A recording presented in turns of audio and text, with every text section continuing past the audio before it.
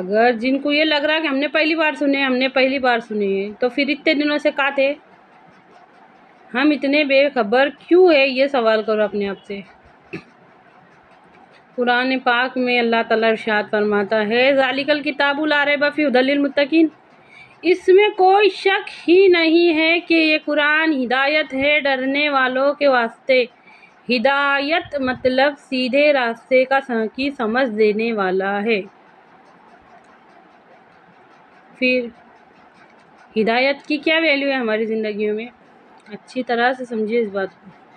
صبح سو کے اٹھنے سے لے کے رات سونے تک ہم کون کون سے عمل کر رہے، اس میں سے کتنا اللہ کو راضی کر رہے اور کتنا ناراض کر رہے، اس میں غور کرو۔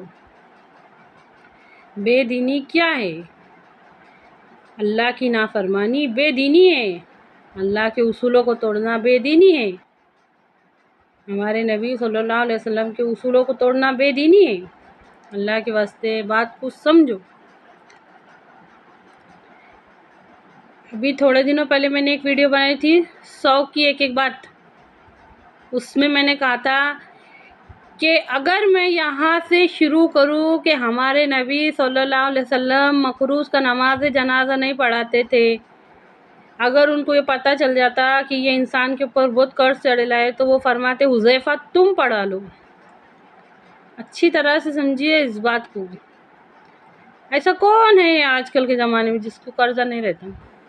اگر میں یہاں سے شروع کروں، اس کا مطلب کیا ہے کہ میرا دل یہ ہے کہ میں دین کو جان بوجھ کے چھپا رہی؟ نہیں، ہرگز بھی نہیں۔ بات کو اچھی طرح سے سمجھیے۔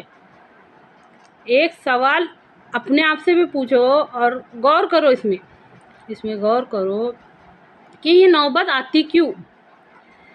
دھوکہ دینے کی نوبت آتی کیوں؟ جھوٹے باتیں کرنے کی نوبت آتی کیوں؟ بے رحمی کرنے کی نوبت، ظلم کرنے کی نوبت، یہ سب آ رہی کیوں؟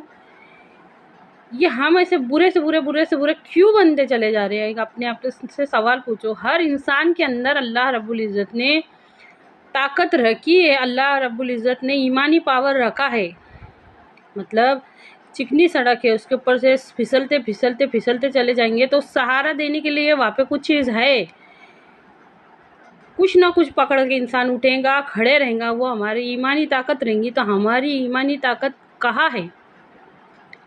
ہم کو اللہ کیوں نہیں یاد آ رہا یاد کرنے کا، اس کی طاقت کو، اس کے پاور کو، اس کی قدرت کو یاد کرنے کا؟ اچھی طرح سے سمجھیے اس بات کو۔ اس کو یاد کرنے کا جو دن کے بعد رات کو، رات کے بعد دن